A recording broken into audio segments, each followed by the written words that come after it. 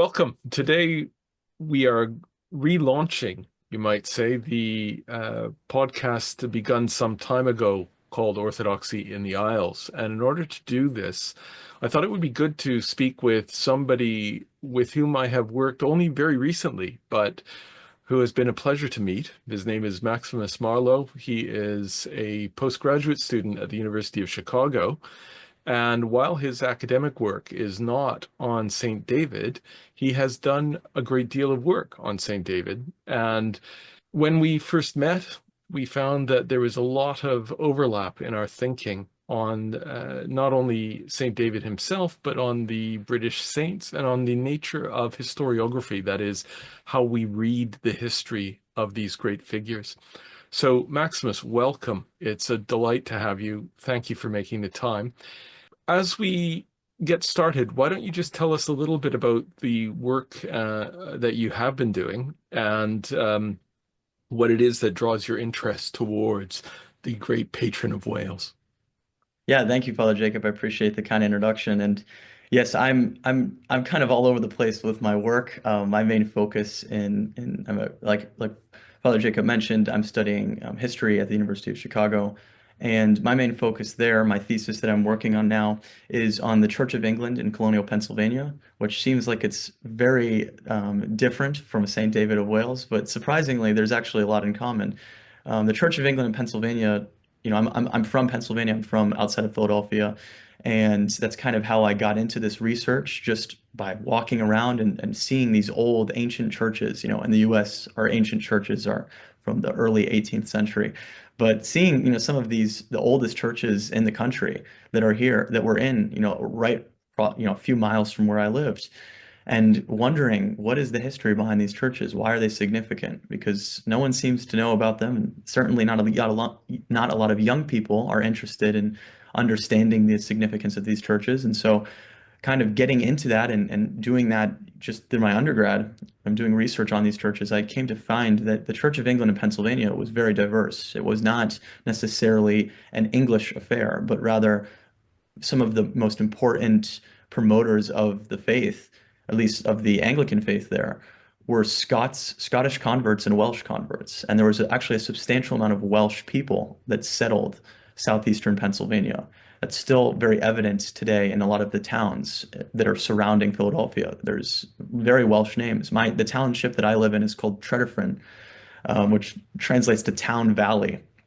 There's also Berwyn, Bryn Mawr, all of Radnor from Radnorshire in Wales. All of these places were settled by Welsh people. And when they settled the region, they, of course, named their church, their Anglican church, St. David's Church in Radnor.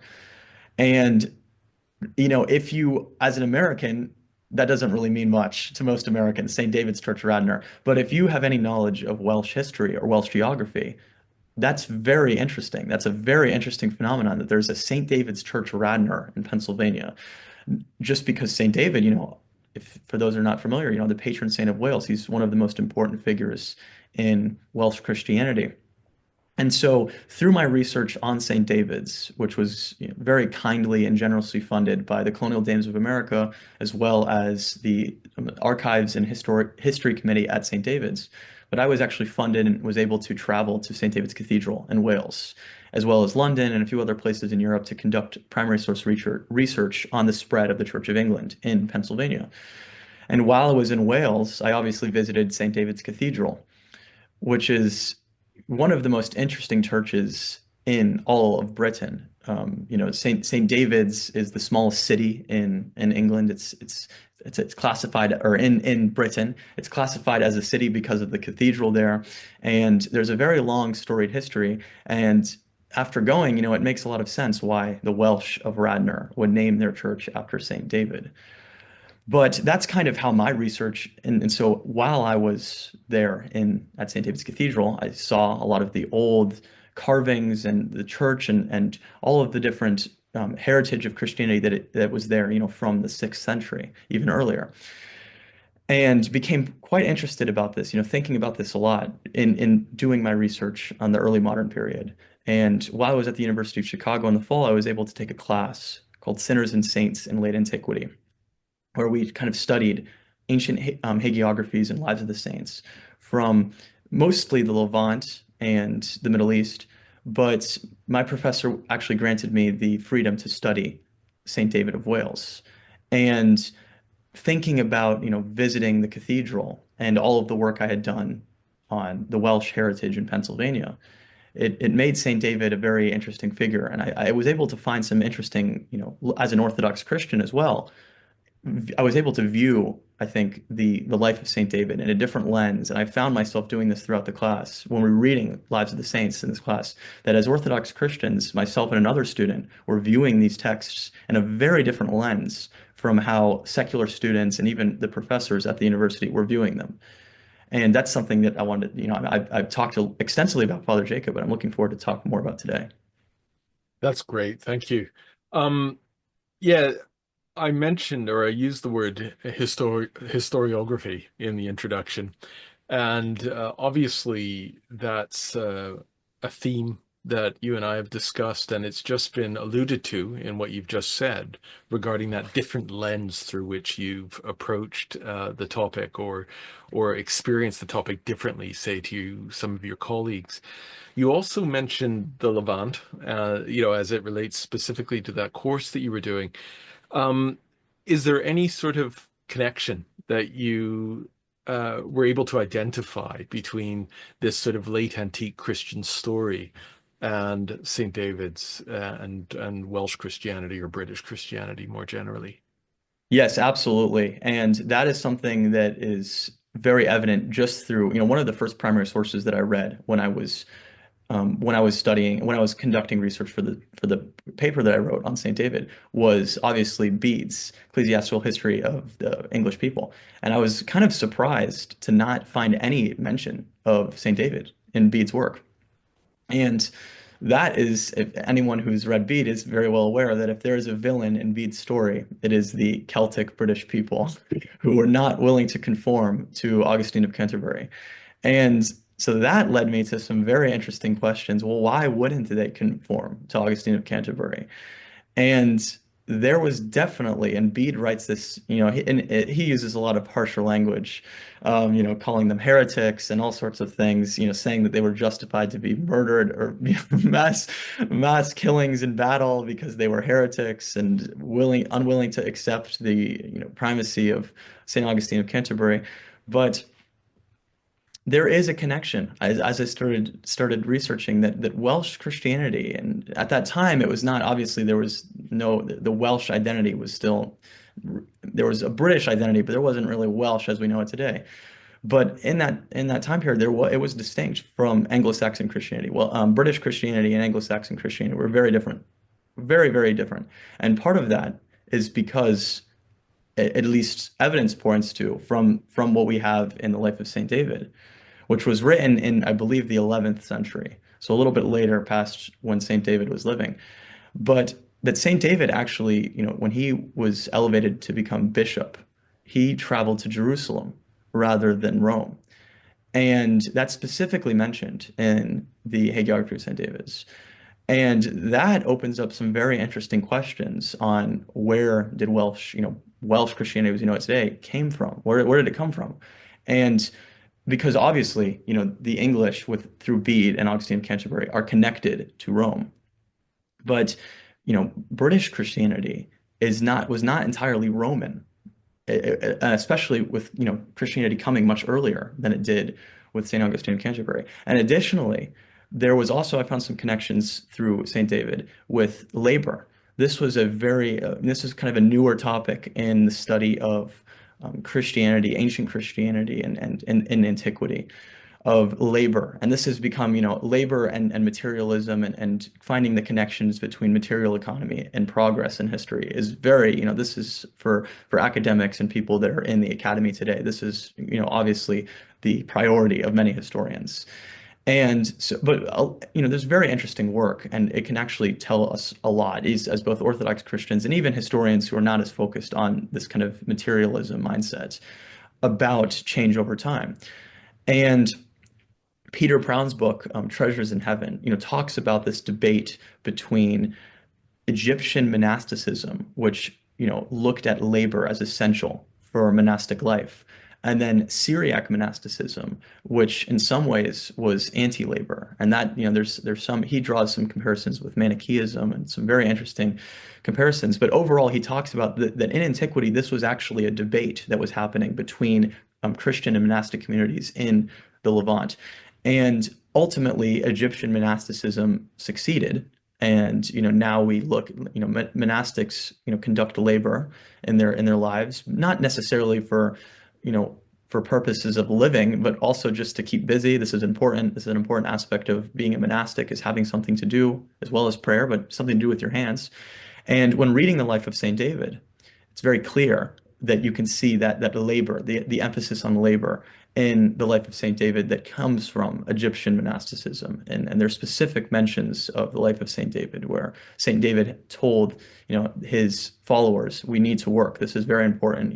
That slothfulness leads to sin, and labor is essential for a monastic. And so also seeing that, even in the 6th century, Saint David was very, very much focused, at this time, at this period of debate of labor and antiquity, the Egyptian labor succeeded and came from Egypt, and it was there in Wales, modern day Wales. Yeah, fantastic. I suppose my own interest in all of this was piqued not just because I live here in Wales, but because the when I first encountered the history that suggested connection between British Christianity and Eastern Christianity, um, I wrote it off as fanciful.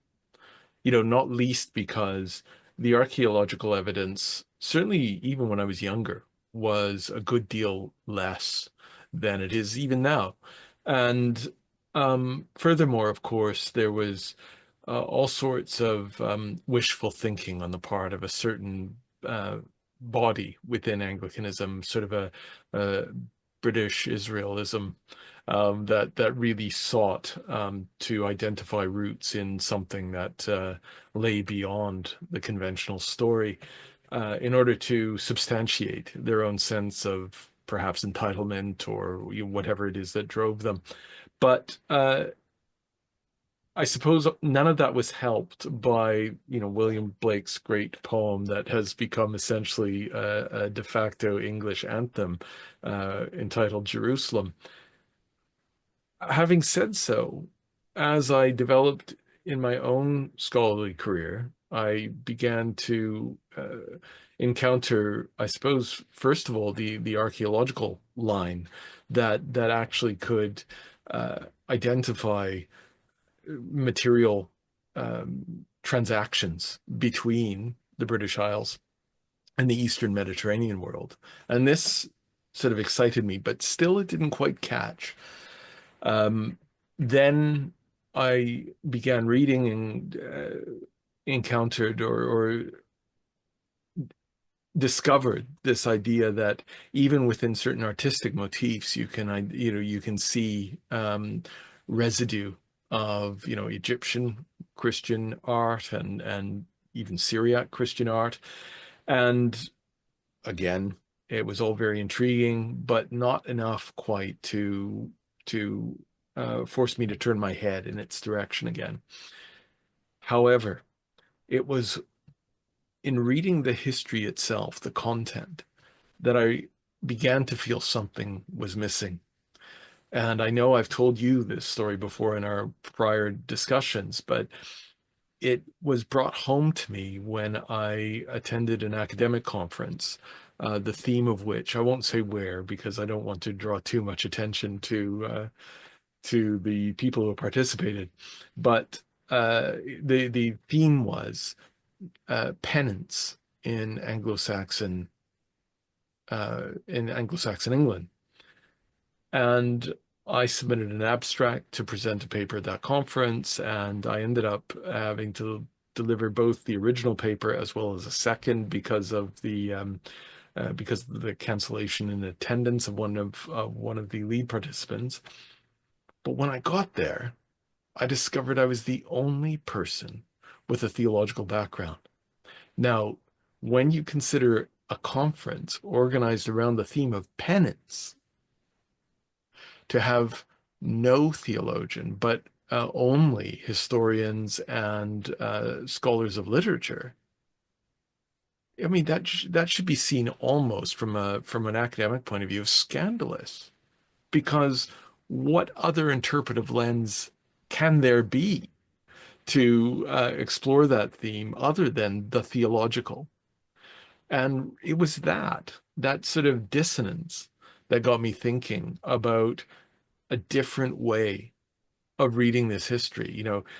It was as if I had come to accept sort of a purely, uh, empirical, rational, non-Christian way of reading even the Christian story.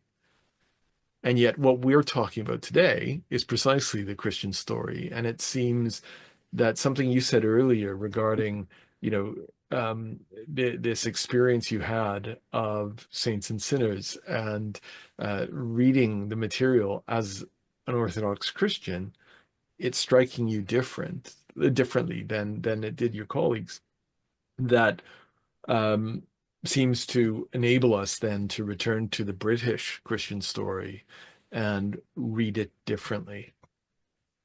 Definitely, definitely. And I think that is that gap kind of in how secular historians are viewing and even studying Christianity is very, very interesting. If as an Orthodox Christian entering kind of the academy and like you mentioned, seeing that it is kind of shocking because I felt there was one other Orthodox student in the class, like I mentioned, and we both talked about this after classes that we felt like we really had the advantage there, just because we would spend, this is like a 3 hour seminar, and we would spend at least an hour just trying to define asceticism because secular students couldn't comprehend why anyone would stand on a post for, months or years. And as Orthodox Christians, it made sense. Again, asceticism is a living thing. It's not a historical phenomenon that existed in history, but it's living and you can see it, and we participate in it through life in the church. Not, on the same level as, as some of the great ascetics, the Desert Fathers, but we still are participating in this life. And I think it's you learn you really appreciate it in some senses more when you study. And I have to give credit, actually. I'm taking a course now called Anglo-Saxon England, where we've read some excellent primary sources, the laws of King Alfred and King Athelstan and of the time. And my professor, who's pretty well known in the Anglo-Saxon England and space, Dr. Rachel Fulton Brown has done an excellent job in emphasizing the importance of the Psalms, even, and understanding the motivations and why some of these kings would go to war and why it was such an important thing to them to spread Christianity. And that if you want to understand, she said this in class, if you want to understand the actions of the Anglo-Saxon kings. Look at the Psalms because this is what they read every single day. And she's a Catholic, so I understand her emphasis. She gets it as a Christian. She understands the emphasis on speaking of understanding and reading some of these texts, both in a historical and as a sense a living document, because even with Cromwell and the Protestants, they were reading the Psalms as well. So this is good. This all goes back to the fact, and this is what we talked about here a little bit earlier today, that in history, as a historian, whether or not you're religious or not, understanding religion as a living thing rather than this past historical phenomenon is essential for so many different features of today. I mean, aspects of today. There's countries, their identities are shaped by religion. I had the opportunity to go to Romania last year. And the Romanian identity is very much connected with Orthodox Christianity. You cannot take those two things away. I went to Krasna Monastery in Romania. When you're in Krasna Monastery in the churches, there are icons of the martyrs, of the kings of Romania of old. The Romanian people that I talked to, I mean, again, the Romania is, I think, the most highly church attendance. It has the highest church attendance out of any Orthodox country in the world. And the people there, they understand that their history is connected to the faith. And so you can't understand Romania without understanding Orthodox Christianity. It's just not possible. And I think as someone that studies the early modern period, and specifically the United States, I've found the more that I've read about the US and the more that I think about these things, the more that I realize that the good and the bad of the US, the hustle, the hyper capitalism, the hustle culture, the focus on individualism and prosperity, a lot of that comes from Puritanism and from Calvinism. A lot of that comes from that. A lot of that comes from the striving nature of Calvinism. And Max, this is not my thesis, obviously. Max Weber talks about this in the Protestant spirit of capitalism, but I think it's almost essential to understand why America is all of these things, why the United States is so just fixated on money. It's that answer can be really given through hyper Puritanism that's maybe gone off the rails a little bit. And so I think that, yeah, religion is just so important to treat this not as a trivial thing, not as something that, oh, this is just a old belief that people don't really believe in anymore, but as a living thing that has actively shaped history is so important. Yeah. And I and I think you've just expressed it perfectly.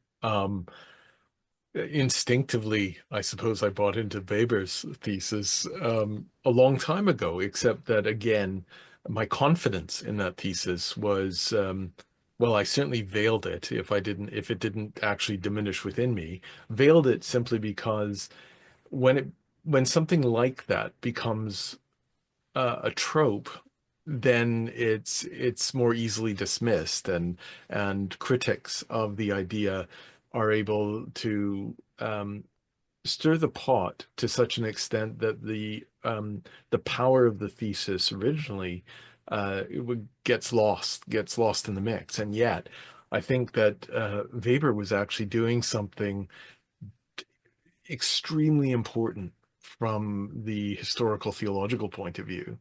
What you're saying, and as you're speaking, I'm thinking about how it would be possible to read, you know, Greek history in classical terms or Roman history without understanding the cultus and what it is that motivated every action, within those classical societies.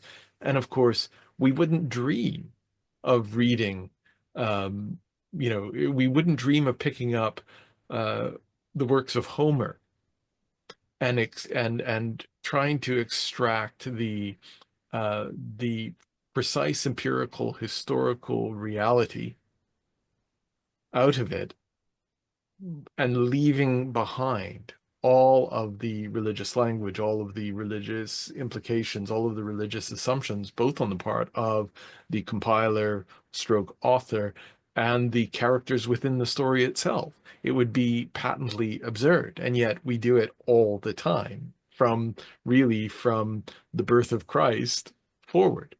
We think it's entirely acceptable, and yet you're quite right. None of these societies can be understood without, going down to their religious foundations and examining those, understanding them, and to bring it back to Britain. I mean, ultimately, it would seem almost irresponsible to identify the Christian roots of Britain as anything other than what you and I, as Orthodox Christians, would call Orthodox, because of their genesis. And I think of how I felt when I first read Tertullian, commenting on how the gospel had reached Britain outside of Roman influence, which he wrote, I believe, in Against the Jews, in his polemic against the Jews. Um, but that suggested for Tertullian to be writing that in the late third, early, no, sorry, late second, early third century is breathtaking, because it means very literally that, the faith is in evidence to some extent in Celtic Britain, yes, under Roman influence, but of a different flavor, of its own flavor. in comparison to anything that was in evidence in Gaul or elsewhere on the continent. Yes, absolutely. Absolutely. And I think that is like, again, all goes back to reading Bede again. And, this is pe many people, many Anglicans, and many people that study Christianity in the Isles look at Bede as like, this is the most important piece of work in the historiography and one of the earliest pieces of work that really outlines the the Christianization of Britain. And that is a question that I think needs to be asked more by even modern historians that and secular historians is why were the British the villains of Bede's story? Mm. Why were they different? And why were they not willing to conform? And conformity is a very key theme of Bede's work because in Bede's eyes, an English identity was born out of Roman Christianity. That is how the the Anglo-Saxon kingdoms became English, is because they became united in common religion. And the British were just outside of that. They were not, they could never be united because they did not accept Anglo-Saxon, Roman Christianity. And I think that it's a very interesting puzzle about Bede, about why this is left out. Why is Saint David left out? He draws some mention of Irish Christianity and speaks more positively to them than to the British. But the Celtic peoples were not well liked in his work. And I think that is a very interesting puzzle to ask. But again, they identified as Christians, so where did this come from? It didn't come from Augustine of Canterbury, and this was directly, supposedly from Rome. That Augustine of Canterbury came from Rome and was sent by Pope Gregory. So how did they become Christian? Where did the missionaries come from? And what traditions did they bring with them? And it's a very interesting question to ask, and I think it needs to be talked about more in the study of Christianity in the Isles. Yeah, I mean, you certainly, when you read the ecclesiastical history, you sense Bede's sort of a reluctant love and respect for people like Saint Aidan and Saint Cuthbert. But I say reluctant because there's always that sense of reserve. It's like, they were wonderful even if, Yes. you know, and for him, of course, and then the Synod of Whitby of 663 takes on almost, mythical significance in Bede's work, for obvious reasons. Obvious in the sense that uh, it sets the tone for what it is he wants to assert in his history, and that's all fair enough. But while he acknowledges the early stories, he also glosses over a great deal of of pre-Saxon British Christianity. Uh, what we're discovering is that we can't actually ignore it, and that a deeper sense of identity, especially from an Orthodox point of view, can come from that. And it's not a rejection. I mean, even Roman Saxon Christianity at that point is Orthodox, but by virtue of being Roman, bears with it the seeds that we would eventually see emerge into a problematic tree, in the sense that it would represent a cultural divide between East and West. But the British tradition both precedes that and also retains a different flavor, even as Saxon Christianity comes to dominate. What do you make of what I just said? I mean, would Yeah, you? I totally agree. I totally agree. I think and part of what, the Saxon kings, again, they were also not entirely united. It really was the Danes that really propelled them to become united, much more so than anything else.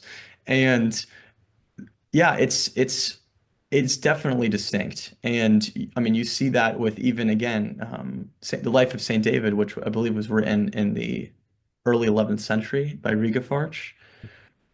He's writing the life of Saint David also in a time where the Normans are coming, and the Normans were not well liked at all by by the Celts, or many of the Anglo-Saxons, obviously. And so he's writing in a similar period where you see, now before was the Anglo-Saxons coming and pushing the British people out, and now it's the Normans. And so there definitely was a difference. They saw themselves as different from the Normans, let alone the Anglo-Saxons did as well. So the there was absolutely a difference with Celtic Christianity and Anglo-Saxon Christianity, and it was, I mean, that is something. I mean, the primary source documents, again, that's something that's hard to find because they're not exactly evident, especially from the time period, and that's something, hopefully developments in archaeological data and things like that will help to uncover. But it's just we need to start thinking about that more of what was this Celtic Christianity? Was it, what was it that Bede was describing here? How different really was this? And what are the comparisons between Celtic Christianity and Anglo-Saxon Christianity? And something, that's something that really should be thought of. I think it's a puzzling question for scholars to think about, and that's what makes great history. That's what makes great work is to think about these questions and offer a thesis based on them. So, maybe one day I'm very interested in this topic. I think it needs to be. I think we need more Orthodox Christians that are really getting involved in the academy and looking at these things through, under and adding that kind of theological dimension to this history. And, I hope to see that more in the future. I have I know a lot of students that are peers of me personally that are religious, that are entering the academy, that do care about kind of integrating both of these viewpoints. And I've been very, very fortunate. I have to say that I'm very fortunate and I'm very happy to see that all of the professors that I've worked with at the University of Chicago are very accepting and even think that there's a lot of benefit in adding kind of a religious dimension to how we view history, whether that be in the early modern period when you're studying the British Empire and developments in England, versus obviously late antiquity, where some of the only primary source documents that exist that even tell us about any sort of history from that time are written in a context of Christianity. And again, a lot of people now, a lot of students too, though, that are secular, are very willing to kind of throw away the Christianity and say, well, were they really even Christian? How really serious did they take it? When you're reading the laws that explicitly say if you harm the bishop, you will be killed, or or it will be fined all of this substantial amount of gold. And then you have students saying, well, can we really even how much do they really care about Christianity? And sometimes because there is that bias against it, people are just so willing to throw it away. But we need to, I think, as Orthodox Christians and traditional Christians that are entering the academy, we need to double down and say, no, this was essential to why people did anything. It was religion. It all went back to that. Everybody, I mean, the Psalms, all of these things, this was essential to the daily lives of Christians at this time. And you would hope it's also supposed to be essential to our lives as Orthodox Christians. So I think we can kind of relate a little bit to these figures that we're studying. Wonderful. I think really one final, I'm going to call it a comment as opposed to a question, because it emerges from my own particular interests as a pastor. But that is to say, there are implications in everything we've just talked about for the contemporary Orthodox person. And I see these implications most especially as lying in our sense of identity living in the West as we do, because it's certainly when I first encountered Orthodoxy, it was when I was living in Montreal in particular. And at that point, even I saw it very much as an exotic other, right? I was an Anglican at the time, and I had encountered Orthodoxy earlier in my life because of where I come from, Winnipeg, Canada, where there is a strong Orthodox presence. But it was only there that I really started to explore, there being Montreal, where I really started to explore it. And even the image on the front of the Penguin Classics version of Callisto Swear's book, The Orthodox Church, is exotic, right? It's a picture of, I think, if I remember it correctly, monks standing around, holding candles in their hands. It's just a very sort of romantic and beautiful image.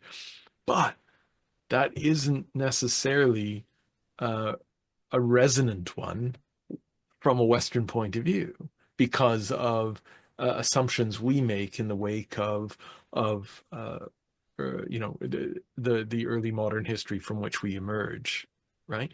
But if we go back beyond that and go back even beyond that, because prior to that you get sort of this Norman Christianity of which you've just spoken, and prior to that Saxon Christianity, but there's something deeper that actually the thing before that is Orthodox.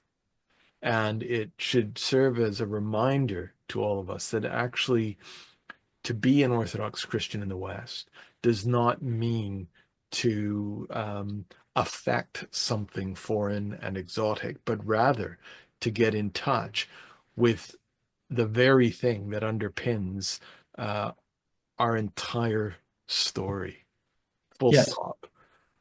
Yeah, please feel free to respond, although I haven't really posed a question.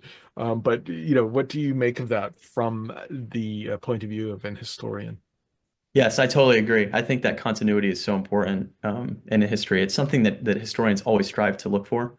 Everyone, that, and especially when you're writing history for the general public, people want to see that. In academia, writing history in academia is very different from writing history to the general public. And the general public loves to see that continuity. It's important. It adds meaning. It adds meaning to why we even read history, why we study it. Why is it even important?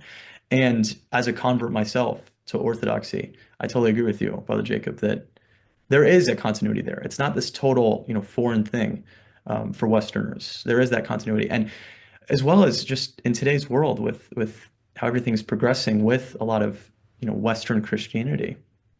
It's you can't go back. We can't go back in time and say we're gonna fix all of these things, and we have to we can only go forward.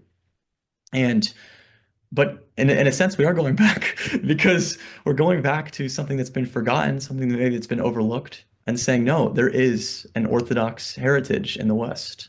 And that's through, Celtic Christianity. There is this and when I mean Orthodox, I just mean an ancient Christianity that's not from Rome. I mean, that's very clear from the evidence that exists.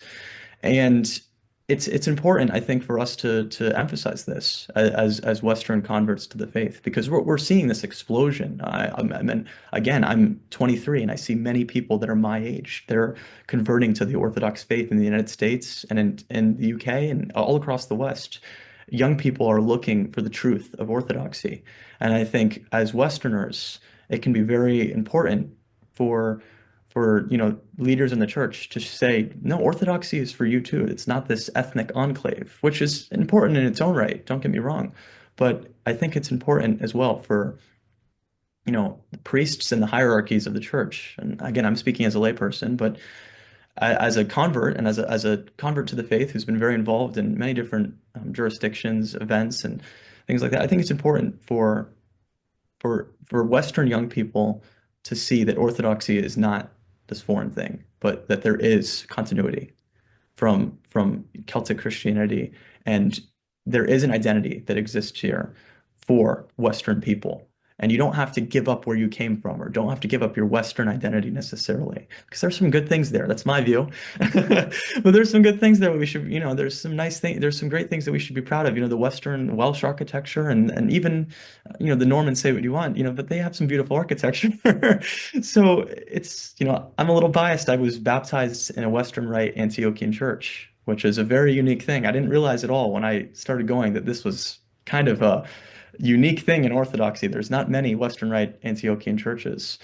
And so my priest there is very much emphasizes this. But I think it's important and encouraging for Western converts to know that you don't need to give up everything. Orthodoxy is not this, thing that you have to enter and, we can't speak English anymore. And, this all of this, move on from this. No, there is, you can have, the Western Christianity, not Western Christianity, but rather there is this, there's a home for us, I think, in Orthodoxy. There's a place here. And I've always felt that way, regardless of what jurisdiction I've been, Antiochian, Rokor, Carpatho-Russian in the United States, which is very unique in its own right. I've always felt that that's been the case, that there's, been welcoming, the priests have been welcoming, the congregations have been welcoming, and that there is this kind of growing identity of Western converts that say, no, we're Orthodox too, and this is also for us. I think that's the perfect last word. Maximus Marlow, thank you very, very much. Thank you, Brother Jacob.